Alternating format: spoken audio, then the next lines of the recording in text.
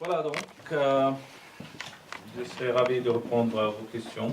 Je voudrais remercier Monsieur le maire d'avoir été présent parmi nous. Philippe qui a débarqué chez nous et après il a dit bon, j'ai envie de soutenir, donc les machines à poudre que vous avez vues, c'était une contribution de lui avec des amis, la fondation Ampère, André Leclerc et sa femme Bernadette, qui ont accompagné ce projet pendant 2 ans. Qui nous ont permis la première fois d'avoir 18 000 euros et la deuxième fois 20 000 euros pour acheter des machines. Et finalement, la deuxième partie était, 6 machines étaient distribuées à des femmes aussi qui avaient suivi la formation pour continuer à travailler chez elles éventuellement et à aider les gens à garder leur dignité dans un camp où il y a pratiquement 70% de chômage qui continue à encore être un peu difficile. Donc, à vous. Très concrètement, est-ce que vous prévoyez une tournée en Europe et en France en particulier prochainement? Est-ce que vous avez un projet en cours, en théâtre? Où ça en est?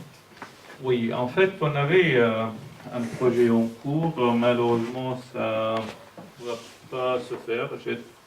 J'ai adapté le Silence de la mer de Vercors pour le théâtre. Et on devait le présenter l'année prochaine côté du Festival d'Avignon avec un troupe de Nîmes, donc moitié équipe français, moitié palestinien. Mais malheureusement, apparemment, il y avait un changement du directeur de théâtre qui normalement devait se pensionner et nous permettre d'avoir des locaux pour le travail de préparation d'entraînement. Et donc ça va être repoussé à 2016 éventuellement, en collaboration avec ce groupe. Mais éventuellement aussi, après-demain, j'ai une réunion avec les amis d'Arrouad en France pour d'autres spectacles que nous avons produits, nous, en Palestine. Donc, en fonction des possibilités d'organiser une tournée au mois de juin prochain, de 10 juin jusqu'à fin juin, 10 juillet, éventuellement. Parce qu'après, je pense, 3/4 des Français vont partir en vacances, donc pas plus personne. Donc, on va voir. J'espère qu'on pourra le faire, que ce soit le théâtre proprement dit, ou théâtre chant, ou danse et chant, on verra. Mais a priori, ça sera une proposition à présenter aux amis d'Arrouad à Paris. Et après, bon, certains parmi les différentes associations. Et là, je remercie les groupes de Kitini qui sont venus de Dijon aussi pour voir, parce que je ne passe pas, j'ai pas eu le temps de passer à Dijon et à Kitini. Ils s'activent pour essayer de trouver des salles pour me mettre ces présentations. Donc, j'espère qu'on viendra. Merci. Merci. Les mouvements de paix existent-ils encore du côté israélien? Si oui, avez-vous des contacts avec eux? Est-ce que vous vous rencontrez? Est-ce qu'ils vous soutiennent? Oui, je pense qu'il y a quelques mouvements de paix ou de prétendue paix chez les Israéliens. Il y a les deux, je veux dire. Il y a des gens qui prétendent la paix parce qu'il y a de l'argent pour faire des projets avec les Palestiniens. Il y a des gens qui sont sincères, qui essayent de faire des choses concrètement et sur le terrain. Mais ça reste minimal quand même par rapport à la population. Un groupe comme Zechorot, qui sont très actifs par exemple pour que les Juifs israéliens reconnaissent ce qu'ils ont fait contre les Palestiniens, ils retracent les villages palestiniens, ce qui s'est passé, ils retracent les noms originaux des rues que les Israéliens sont substitués par des noms hébreux et essayent d'éduquer leur population par rapport à ça.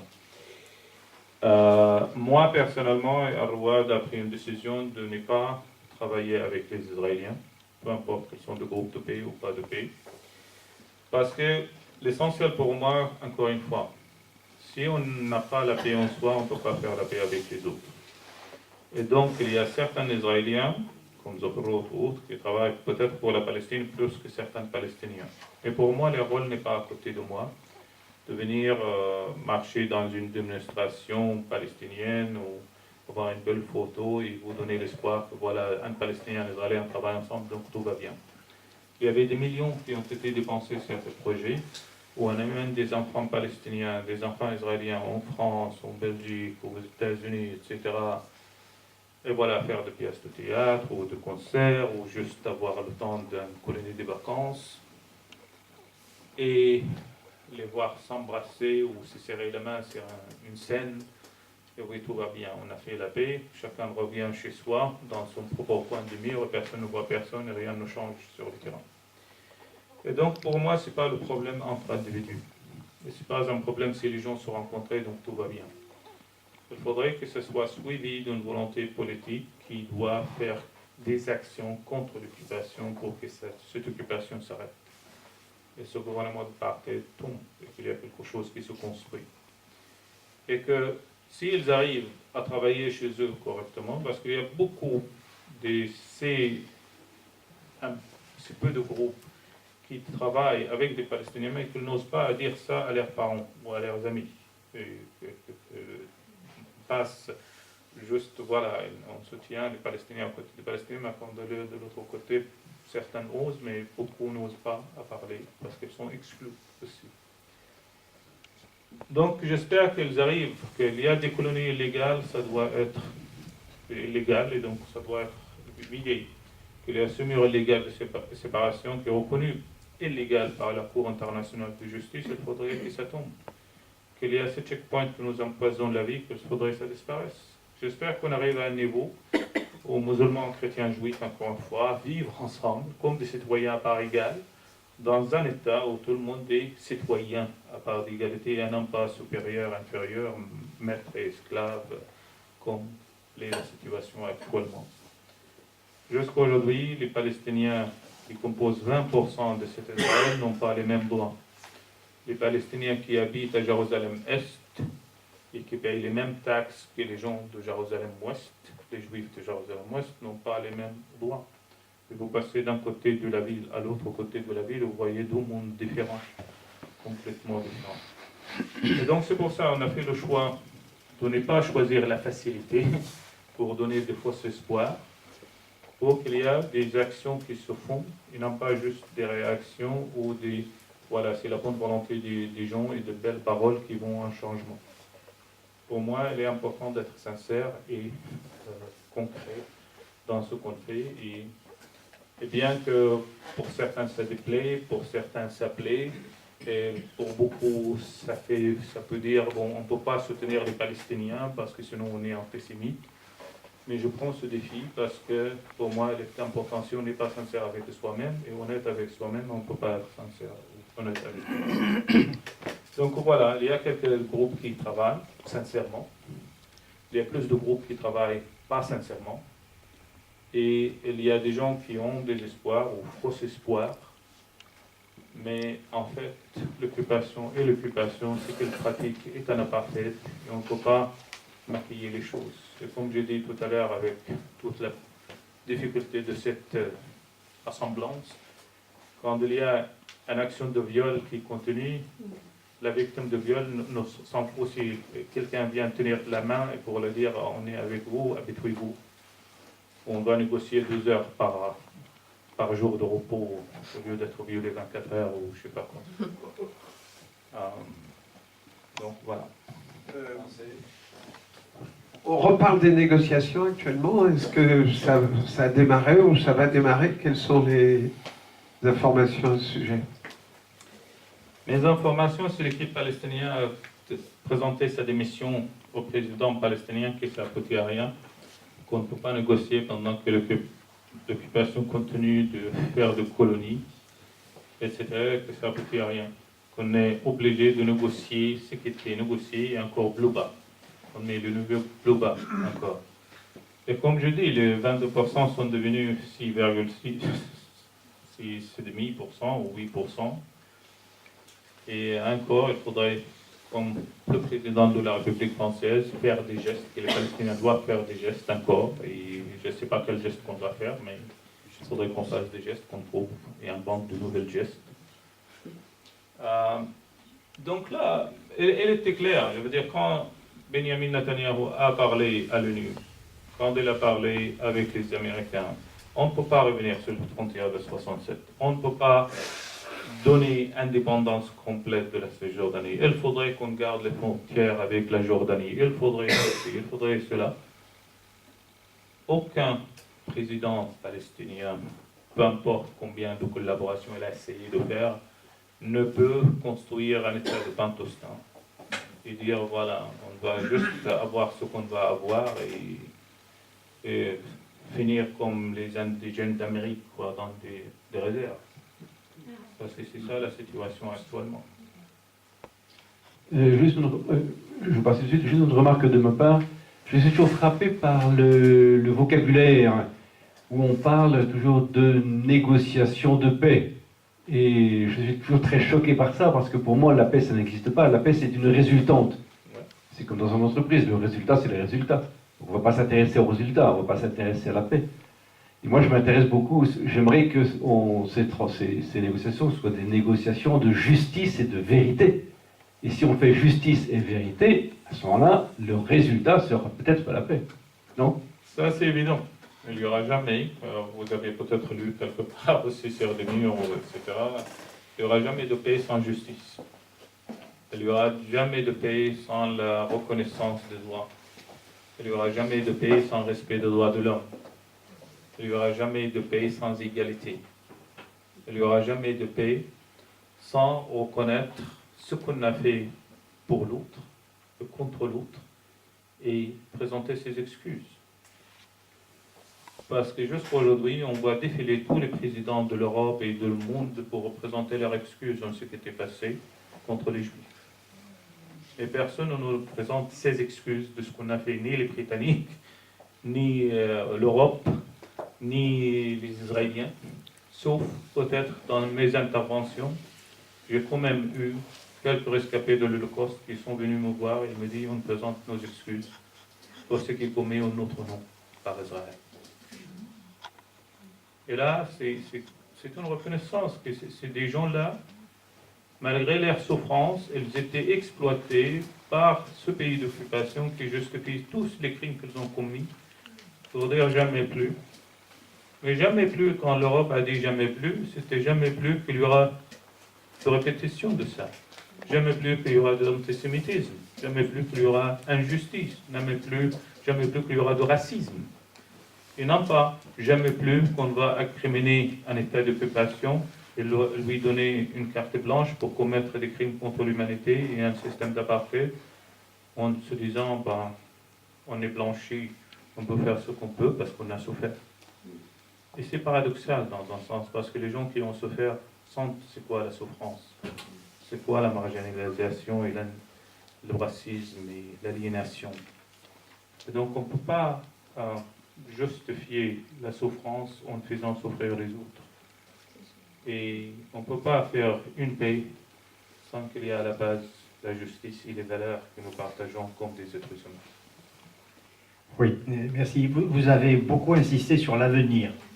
Je vous tire mon chapeau parce qu'il faut pouvoir le faire, mais effectivement, c'est comme ça que vous vivez. Ouais. Si vous abandonnez l'avenir, c'est foutu. Hein. Bien sûr. Vous avez beaucoup insisté sur les enfants qui sont l'avenir. Bien sûr. Bravo. Alors, je vous pose une autre question d'avenir. Avec cette Palestine extrêmement morcelée, qui paraît de plus en plus morcelée, séparée, isolée, ignorée, etc., avec Gaza d'une part, la Cisjordanie de l'autre, deux gouvernements différents, qui ont des alliances mais qui ont des oppositions. Comment vous voyez-vous l'avenir là, avec ces deux entités quand même idéologiquement différentes, institutionnellement différentes, alors que ce n'était pas le cas jusqu'avant. Voilà. Comment vous voyez cet avenir entre ces deux morceaux de la Palestine, du peuple palestinien? Je pense qu'il y avait toujours des différences dans les mouvements de libération de la Palestine et qu'il y a des gens qui insistaient plus sur la résistance armée, d'autres sur la résistance non armée. Même dans le cadre de l'OLP, l'Organisation de libération de Palestine, quand elle a été créée en appelant à la résistance armée, en fait, la résistance armée composait seulement 15% de ses effectifs. 85% étaient dédiés aux unions des artistes, des travailleurs, des étudiants, des familles, etc. Donc plus éducation sociale, artistique que résistance armée. Mais il y avait des différents mouvements de tendance, que ce soit de gauche ou de droite, religion ou autre, de communistes. Le morcellement de la situation palestinienne était créé aussi, malheureusement, par, d'un côté, Israël et les États-Unis, et de l'autre, l'Europe qui a suivi, en disant, en 2006, quand il y avait des élections palestiniennes, si Hamas était élu, on va boycotter ce nouveau gouvernement. Le réflexe des Palestiniens était, on va choisir ce qu'on veut choisir et personne n'a le droit de nous dicter qu'on peut choisir. Et donc, des chrétiens ont voté Hamas. Des gens de Fatah ont voté Hamas contre Fatah. Parce que les gens, d'un côté, voulaient déclarer leur refus de dictat de quiconque, mais aussi de dire que toutes ces années de négociations n'ont abouti à rien et on a marre. Il faudrait qu'on voit un changement. Et je sens un peu, comme on a dit tout à l'heure, par exemple, les gens qui vont voter probablement Front National, vu qu'ils n'ont jamais vu un arabe dans leur quartier, c'est parce qu'ils ont perdu confiance et espoir de tous ces gens qui ont passé au gouvernement et qui n'ont rien changé ou amélioré la vie des gens. Et donc, c'est pour ça que les gens tendent vers l'extrême dans les moments de désespoir, ou parfois de l'ignorance, ou parfois parce qu'ils rejettent n'importe quel dictat de quiconque.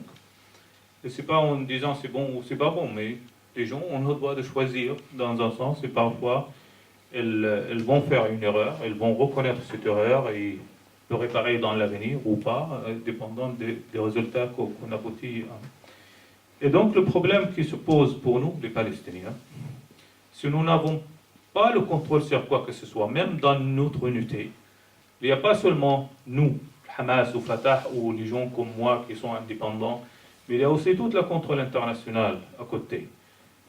Le groupe, l'autorité palestinienne à Ramallah, on va exploiter les terminologies médiatiques,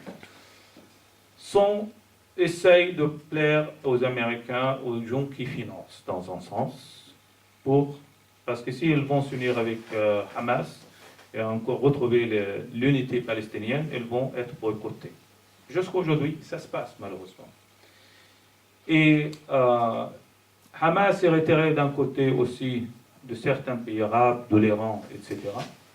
Et donc, nous ne sommes pas les seuls joueurs dans tout ce qui se passe chez nous. Il y a beaucoup de joueurs extérieurs qui contrôlent plus de ce qu'on contrôle nous. Et on est toujours sous la dépendance internationale. C'est pour ça, qu'est-ce que j'ai à foutre de la sécurité de 40% de budget pendant que la culture est 2 par 1000? On a besoin de la culture qui soit 80%, et pas 2 par 1000%. Et c'est pour ça, je pense, qu'il était important que les gens réalisent que c'est pas... c'est quel État, 2 États, 30 États, la Palestine, c'est n'importe quelle situation, mais qu'elle doit être basée sur les droits et les valeurs et la justice, et non pas sur le compromis et l'injustice et le dictat de quiconque. Ça ne va jamais marcher. Parce que la Palestine, comme je dis, malgré toute sa vie sous occupation, siècle après siècle, les gens sont restés.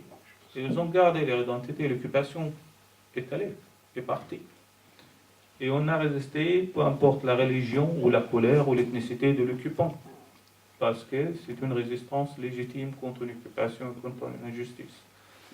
J'espère que nous, responsables d'un côté, réalisent que l'importance serait de revenir à la base, au peuple. Parce que malheureusement, ce qui se passe actuellement, ni le Hamas ni le Fatah représentent les gens. On revient aux gens pour avoir la force d'agir contre ces dictats de la communauté internationale. J'ai mal à le dire, on a des pions qui sont contrôlés par de l'extérieur et qui essayent de s'en foutre de ce qu'on pense nous. Quand Abu Mazen, notre président, dit c'est les négociations jusqu'au bout et ceux qui ne veulent pas qu'elles boivent la mer, désolé, vous êtes un président qui était élu par le peuple et le peuple peut t'envoyer boire la mer.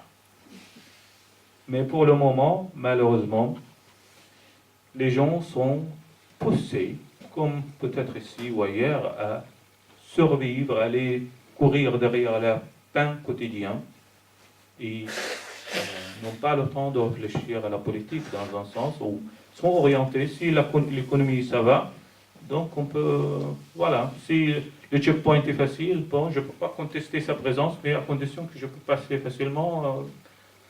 Et c'est des petits rêves qui à la place de la grande rêve. Et c'est ça ce qui fait mal. Les responsables ne réalisent pas, ou peut-être elles réalisent, mais elles pensent que c'est le seul moyen de sortir, que la communauté les soutient, en faisant plus de compromis, en s'emportant de leur base, de le peuple. Et c'est notre combat aussi. Ce n'est pas seulement contre l'occupation, mais aussi contre ces dégradations de nos droits. Oui, avec l'idée que vous dépendiez de l'international, j'aimerais savoir comment influe l'État des différents pays arabes autour de vous, ce qu'on appelle le printemps arabe, mais aussi tout ce qui arrive de malheur à la Syrie, à l'Égypte. J'aimerais savoir quelles répercussions ça a en Palestine. Oui. Je pense que, bon, ce qui se passe dans la pays arabe, bien sûr, c'est un canal ouvert avec ce qui se passe en Palestine dans une sorte. Médiatiquement parlant, ça fait que la Palestine revient en arrière sur les bases des médias. Et peu on parle de ce qui se passe vraiment. Qu'Israël exploite ça aussi pour faire des choses pendant qu'on dit on négocie la paix et non pas les valeurs ou la justice, et créer de nouvelles réalités sur le terrain avec plus de grignotement des terres et de nouvelles colonies, exploiter les ressources, etc. Mais aussi, ça fait que chaque pays est occupé par ses malheurs, dans un sens. Et donc, ils n'ont pas la possibilité de penser ailleurs. Et toutes les ressources sont exploitées pour, comment on dit, conserver leur intégrité comme État, dans un sens, ou les morceaux coupés après de cet État, comme je dis la Libye, ou même l'Égypte proposée copte et islamique, ou je ne sais pas quoi, en Syrie, alaouite, sunnite, chiite, n'importe quoi. Et donc, il y a ce problème-là, médiatiquement parlant, la Palestine passe en arrière, beaucoup en arrière. Israël exploite ça. La communauté internationale désoriente les priorités aussi, même médiatiques. Et ces pays qui n'ont pas un conflit, dans un sens, comme pour le moment un peu les pays du Golfe, à part le Bahreïn, qui avait un peu aussi, mais quand même, il n'y a pas beaucoup qui en parlent actuellement médiatiquement, parce que l'argent aussi parle. Et donc, continuer à essayer de véhiculer la Palestine comme un cas de charité, d'un côté, mais aussi de faire pression sur l'autorité palestinienne pour supplier aux conditions américaines, et voire même dans certains Israéliens. Et donc, on se sent, encore une fois, non pas seulement attaqué par les Israéliens ou l'Amérique, ou même dans un côté l'Europe, qui parfois, bon, il y a des pics, oui, non, mais aussi par les pays arabes, malheureusement. Et donc le printemps arabe, c'est pas vraiment un printemps, c'est l'automne difficile et lourd. Quelque chose à vous dire et à partager avec vous, qui vous écoutez. C'était comme un peu, je me trouve un peu dans la situation quand on a vu le film des dieux et des hommes. C'est un film fort, puissant, et on nous demandait d'avoir des réactions comme ça à chaud, et on était incapables, on était sans voix, on était dans le silence. C'est un silence en fait qui n'est pas vide, c'est un silence qui montre que vous avez tapé juste. Vous avez tapé juste parce que vous êtes dans l'exigence, vous êtes dans l'intransigeance d'une certaine manière, vous ne mégotez pas avec les valeurs, vous avez choisi le plus difficile, c'est-à-dire précisément de faire que chacun, à l'intérieur de nous, fasse advenir la paix pour être en paix avec les autres. C'est un discours que vous tenez pour vous-même, pour la Palestine, et c'est un discours aussi que nous tenons vis-à-vis de nous-mêmes ici et maintenant. C'est pour ça que je vous remercie. Je suis sans voix, mais sans voix, mais nourrie de tout ce que vous nous avez dit, qui nous remet en cause et qui nous ouvre un chemin. Merci.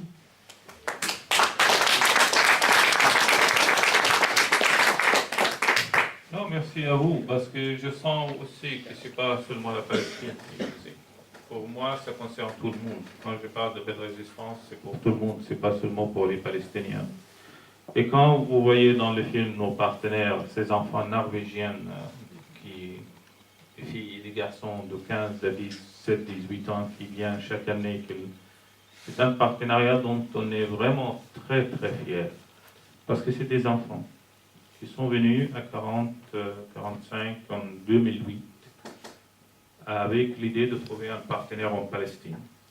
4 écoles de Norvège qui ont commencé un partenariat avec une école au début avec le camp Shatila au Liban. Et ils avaient l'habitude, un directeur de ces écoles, son père était diplomate, qui a travaillé au Liban, et donc après il a mené des délégations voir les camps de réfugiés au Liban. Et dans une de ces années où il est allé plusieurs fois, une vieille dame lui regarde et dit « Ivar, tu viens chaque fois, tu nous regardes, peut-être vous avez des larmes dans vos yeux, mais qu'est-ce que vous avez fait pour nous ?» Alors il retourne dans son école, il propose de faire quelque chose de concret.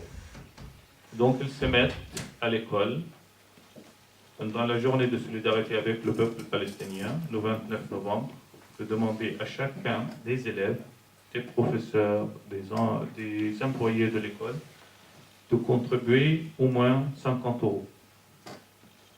50 € qu'ils vendent des biscuits, qu'ils vont faire je ne sais pas quoi, qu'ils demandent à leurs parents, qu'ils travaillent. Et tout cet argent va soutenir un projet au camp Shatila au Liban. En 2008, donc, ils sont devenus 4 écoles. Ils sont venus voir la Palestine et chercher un partenaire. Ils ont tourné pendant une semaine. Ils ont passé par Ar-Rouad et finalement, ils ont décidé de travailler avec nous. En 2009, ils sont revenus avec 20 000 $. En 2010, ils sont revenus avec 50 000 $. En 2011, ils sont devenus 6 écoles. Ils sont revenus avec 83 000 $. En 2012, ils sont devenus 7 écoles. Ils sont revenus avec 110 000 $. Leur contribution nous a permis de construire un étage, de faire les lumières dans la salle de spectacle, de faire un noyau de musée de folklore. Et chaque année, ils reviennent et voient ce qu'on a fait. Certains parmi ces élèves reviennent comme bénévoles. Et c'est quelque chose de concret, actif, positif, respectueux de nos priorités, non pas venir nous dicter ce qu'on va faire et ce qu'on ne peut pas faire, mais aussi accompagné par cette relation qui continue. Et même quand les enfants finissent l'école, ça continue de génération à génération. Et l'essentiel, c'est aussi ça concerne des jeunes qui sortent de leur coquille dans un monde autre que leur pays et qui va donner leur voix, comment créer un changement dans le monde, qui va créer un changement dans l'avenir aussi, pour eux, pour toutes les générations à venir. Et pour moi, c'est important que ça concerne les jeunes, parce que je ne sais pas si vous vous rappelez, l'année dernière, au mois de novembre, quand ce gars a tué 20 enfants à l'école à Connecticut. Et ce qui s'est passé, la réaction normale, bon, il faudrait empêcher la vente ouverte des armes aux États-Unis. Rester une semaine. Après une semaine, la politique commence à parler. Ben, c'est pas les gens qui tuent, c'est pas les armes qui tuent les gens, c'est les gens qui tuent les gens. Après, on s'est endormi là-dessus. Bien sûr, critiquer les films d'Hollywood, etc. pendant une semaine aussi. Mais après, ce qui était plus grave, il y avait des boîtes qui commençaient à fabriquer des gilets pare-balles, des vestes anti-balles pour les enfants, pour aller à l'école avec, des sacs anti-balles. Et, devant ce comment protéger l'école, on va entraîner les profs à tirer et avoir un fusil à la hanche. Donc on va avoir des gardes armés devant l'école. Transformer l'école est l'endroit le plus créatif, le plus visible, le paradis pour les enfants, pour améliorer leur humanité, leur créativité, leur imagination, la paix pour eux, est transformée en zone de guerre. C'est la plus horrible chose que j'ai jamais entendu parler. Et des réactions barbares pour transformer une école de ce genre comme cette zone de guerre. Et c'est pour ça le problème que c'est toujours dans les réactions et dans des choses impensées au lieu de travailler sur la cause. Pourquoi ces gens tirent sur d'autres gens et pourquoi on peut acheter un fusil plus facilement qu'un Kleenex. Et on doit trouver des solutions pour les résultats des choses et non pas pour les causes des choses. Et c'est pour ça que nous sommes dans l'urgence. On n'a pas, je dis, pas le luxe de désespoir, mais aussi pas le luxe de temps. Et les partenariats sont importants. C'est responsabilité individuelle de créer ces ponts d'échange, des rencontres, de casser les stéréotypes qu'on voit dans les médias. Et les gens des médias doivent prendre aussi leurs responsabilités et non pas venir en Palestine, être dictés par les Israéliens. Qu'est-ce qu'ils peuvent faire? Quelles images il faudrait que ça apparaisse par la presse dans les médias, comme on a dit tout à l'heure, et qu'il faudrait que toujours dans la Palestine, on voit que des gens cagoulés qui lancent des pierres ou qui brûlent des pneus, ou qu'à Gaza, il faudrait se mule avec son chariot, etc. C'est ça la Palestine. C'est pas la vie, c'est pas l'espoir, c'est pas des gens qui ont la joie de vivre, c'est pas des gens qui vous accueillent avec le sourire et quand vous marchez dans les rues, les enfants viennent vous dire « Hello, how are you? What's your name? Welcome ». Enfin, les gens qui sont venus en Palestine peuvent le dire. C'est une vie d'accueil et d'espoir. Et même dans dans un quartier où il y a des tirs de gaz lacrymogène, des balles, etc., par ailleurs, les gens vivent aussi, malgré ça. Ce n'est pas une question qu'ils oublient ou qu'ils s'habituent, mais c'est une question de résister à aller vers la violence. Parce qu'on ne veut pas être cette bête qui est mise dans un coin et le coup, on va répondre à la violence par la violence. Non pas par manque de possibilités, mais par respect pour nous-mêmes d'abord. Et c'est ce qu'on essaie de garder. Malgré tout cette indifférence. Et avec fierté, malgré que certains gens, comme vous, comme certains parmi vous, qui viennent soutenir ce qui se passe là-bas, qui viennent nous encourager, qui viennent dire « on pense à vous ». Mais on pense à vous, pas seulement en termes cordial, mais aussi en termes de soutien concret. Et c'est quelque chose qui porte espoir aussi, que ce qu'on fait quand on vient ici, que les gens applaudissent 10 minutes parfois pour ces enfants qui présentent un spectacle, que ce qu'on fait n'est pas insignifiant, que c'est important, que ça fait quelque chose, que ça change quelque chose, qui nous rapproche comme des êtres humains. Et ça vous nous met dans les pensées qu'on est pareil, et qu'on pense pareil, ou qu'on veut garder cet espoir qu'on fait quelque chose pour l'avenir, et non pas juste des simples observateurs. Parce que si on reste juste simple observateur, c'est catastrophique.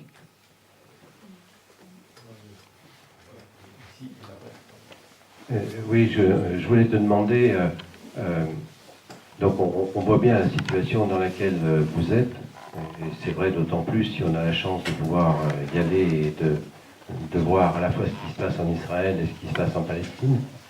Mais ce que tu fais et ce que vous faites à Al-Road, est-ce qu'il y a d'autres camps qui le font? Est-ce que dans la société civile palestinienne, il y a également des initiatives comme ça? Est-ce que vous pouvez le faire ensemble ou au moins échanger? Et est-ce que c'est ça aussi? Est-ce que ça prend de plus en plus de place et qui peut permettre aussi, peut-être, pas à l'ensemble, mais bon, au plus grand nombre, d'être dans cette dynamique telle que tu nous l'expliques? Je pense, quand on a commencé en 1998, la philosophie de la résistance était unique dans la démarche et dans la philosophie et dans la vision globale de ce qu'on veut faire par rapport à l'éducation, par rapport aux valeurs, par rapport à la construction de personnalité et à la responsabilité individuelle. Mais ça fait partie aussi de notre culture. Moi, je suis né dans un camp de réfugiés. Mes parents devaient avoir 14 enfants, 4 filles et 10 garçons. Mais il y a seulement 4 qui ont vécu, 4 garçons. Je suis le dernier.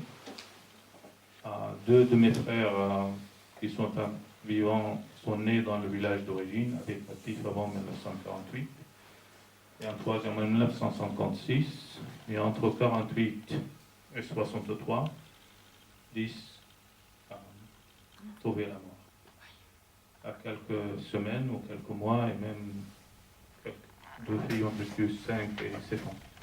À cause de maladies, à cause de froid, à cause de mauvaise nutrition, etc. Et malgré tout ça, j'ai jamais entendu parler mes parents de quelque chose de haine. J'ai pas de haine dans mon cœur. J'ai beaucoup de colère, mais pas de haine. Et heureusement, parce que ceux qui ont de la haine, où se trouve l'amour dans tout ça, si le cœur est rempli de haine. Et donc, si on osait parler mal de quelqu'un, mon père dirait, bon, taisez-vous, il est mieux que vous, même si c'était la pire personne du monde, à mes yeux. Donc on était élevés dans cette démarche-là. Et je pense que beaucoup de Palestiniens sont dans cette démarche. Et quand les Israéliens disent on apprenne à nos enfants la haine, je pense qu'ils n'ont pas besoin d'assistance pour que les gens aient ce qu'ils font. Parce qu'ils sont même au checkpoint et dans les incursions de créer que les gens ne les aiment pas, forcément. Donc il y a beaucoup d'associations palestiniennes qui ont travaillé à construire l'identité et la culture palestinienne. Mais après 2004-2005, il y avait une croissance de centres culturels et de centres artistiques dans cette démarche, parce que d'un côté, certains étaient sincères aussi qu'il y a cette possibilité de s'ouvrir au monde et de venir présenter leur spectacle ailleurs. Certains étaient affiliés à des partis politiques, certains étaient indépendants comme nous. Certains trouvaient ça aussi, malheureusement, comme une commerce, parce qu'il y a des financements pour certaines choses. Donc, chaque année, selon les financements, ils peuvent changer d'orientation. Mais il y en a qui gardaient leur sincérité, ils voulaient faire quelque chose, parfois à longue haleine, parfois à courte haleine, dépendant des gens qui tiennent. Certains désespèrent plus facilement que d'autres. Mais il y en a. Le mouvement des manifestations violentes qui a commencé aussi à Bodros, à Bel'aïn, à Nerlin, etc., continue jusqu'à aujourd'hui de faire leurs manifestations tous les vendredis ou samedis et dimanches, dépendant des endroits. Les élites palestiniennes en général, les gens cultivés, les gens des associations, avaient fait appel à la résistance non armée et à la résistance, ce qu'on appelle maintenant non violente. Et le président, bien sûr, pour lui, même la résistance armée devient terrorisme. Je ne suis pas d'accord sur ça, parce que la résistance armée est un droit légitime, je ne suis pas d'accord avec, mais ça ne veut pas dire que c'est un acte de terrorisme contre l'occupation. C'est un droit, et qui continue à être un droit quand on connaît ses occupations. Qu'on peut être d'accord ou pas d'accord, c'est autre chose. Et donc, il y a beaucoup actuellement des centres comme ça.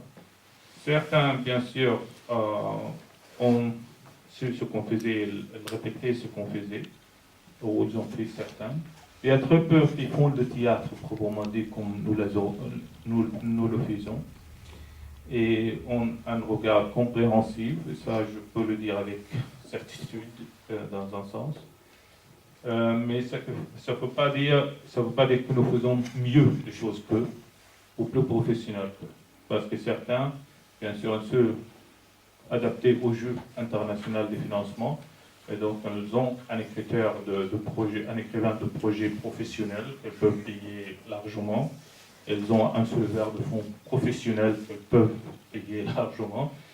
Et ce qu'on ne peut pas faire, nous, parce que notre démarche, comme j'ai dit, était on va travailler selon nos priorités et ça fait un travail plus lourd, mais on ne va pas désorienter nos projets dépendant des financements qu'il y a. Et je vous donne un exemple. L'année dernière, il y avait le ministère de Santé palestinien, par exemple, qui m'a contacté. J'étais aussi président de la Ligue du théâtre palestinien, donc depuis 4 ans. Bon, j'ai fait mes 2 mandats, donc je ne suis plus depuis juin. Mais ils m'ont contacté pour créer une pièce de théâtre sur le sida. Alors, le sida en Palestine, quand même. On a regardé les statistiques. Il y avait 67 cas déclarés de sida en Palestine. Est-ce une priorité nationale? Non. Il y a des cours de sensibilisation aux maladies sexuellement transmissibles, dont le sida, tous les ans aux écoles, une semaine de sensibilisation, etc., et d'information.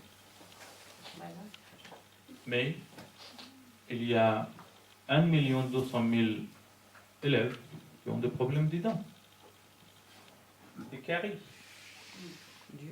Il y a de ces cantines dans les écoles qui, au lieu de donner des choses pour la bonne santé, elles font n'importe quoi, avec des chips et des bonbons et de n'importe quoi. Ça, c'est un problème pour moi. Il y a ce problème de poubelles qui traînent un peu partout. Des petites violences. Il y a un problème d'éducation elle-même qui a besoin d'être adapté. Et donc, j'ai refusé. J'ai dit, mais le financeur veut spécifiquement travailler sur les sida. Je suis désolé, parce que là, il se le faire ailleurs. Mais, comme chaque fois, bon, un autre théâtre a fait le spectacle, et a tourné dans les écoles, parce qu'il y avait 70 000 € quand même. Et nous avons fait un spectacle sur le problème des dents sans un sou. Voilà, nos priorités, c'est là, c'est pas le sida, c'est pas autre. Et donc, malheureusement, il y a différentes facettes de ce qui se passe. Et malheureusement, pour moi, il est important quand même que les gens qui sont artistes ou qui essayent de faire la culture, excusez-moi pour l'expression, ne font pas la prostitution culturelle. Donc, c'est essentiel. Y a-t-il d'autres questions, d'autres réactions? Merci à vous. Merci.